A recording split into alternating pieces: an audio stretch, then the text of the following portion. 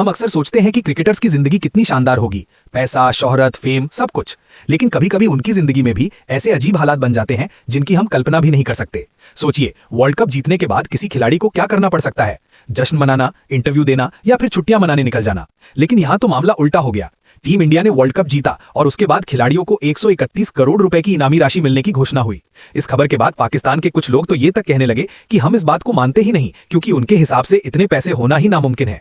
अब अगर कोई कबूतर आंख बंद कर ले तो इससे बिल्ली थोड़ी गायब हो जाती है। पाकिस्तान वाले अपनी दुनिया में खुश रहें, हम जरा अपने खिलाड़ियों की बात करते हैं। वर्ल्ड कप जीतने के बाद हमारे कुछ खिलाड़ियों को अजीब अजीब मुश्किलों का सामना करना पड़ा। सबसे पहले बात करते हैं हार्दिक पांड्या की। हार्दिक पांड्या पर भारतीय राष्ट्रीय ध्वज के अपमान का केस दर्ज हो गया है। सुनने में थोड़ा अजीब लगता है, लेकिन मामला कुछ ऐसा है। वर्ल्ड कप जीतने के बाद कई खिलाड़ियों ने तिरंगा ओढ़ लिया था। ये क्रिकेट में काफी पुरानी परंपरा रही है। आपको याद होगा 2024 के T20 वर्ल्ड कप के बाद विराट कोहली और रोहित शर्मा ने भी तिरंगा ओढ़कर जश्न मनाया था। इस बार भी कई खिलाड़ियों ने वही किया। लेकिन विवाद तब शुरू हुआ जब हार्दिक पांड्या अपनी गर्लफ्रेंड के साथ तिरंगा ओढ़कर स्टेज पर लेट गए। बस यहीं से मामला बिगड़ गया। पुणे के एक वकील ने इस घटना को राष्ट्रीय ध्वज का अपमान बताते हुए हार्दिक पांड्या के खिलाफ केस दर्ज करा दिया।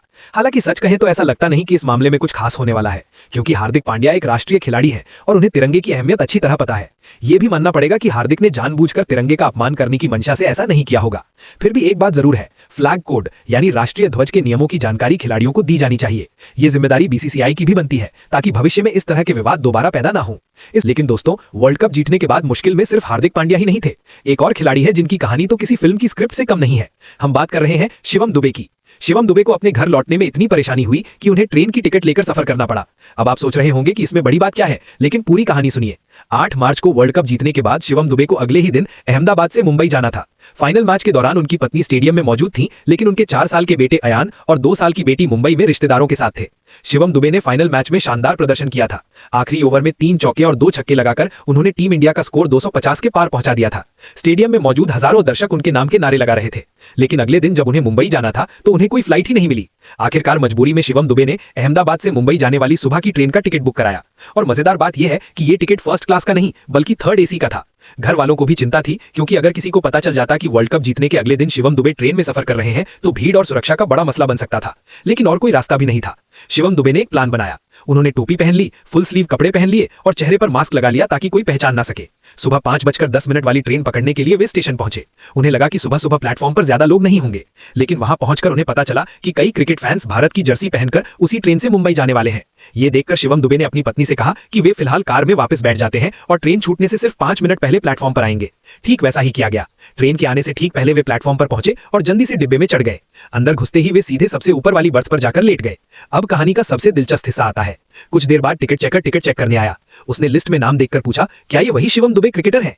शिवम दुबे की पत्नी तुरंत बोली, नहीं नहीं, वो यहाँ कैसे आएंगे? क्रिकेटर ट्रेन में थोड़ी ना सफर करते हैं। और इस तरह बात वही खत्म हो गई। शिवम दुबे ने थोड़ा आराम करने की कोशिश की, बीच बीच में चेहरा छिपाकर टॉयलेट भी जाते रहे ताकि कोई पहचान ना ले। करीब 8 घंटे की यात्रा के बाद ट्रेन बोरीवली स्टेशन पहुंचने वाली थी।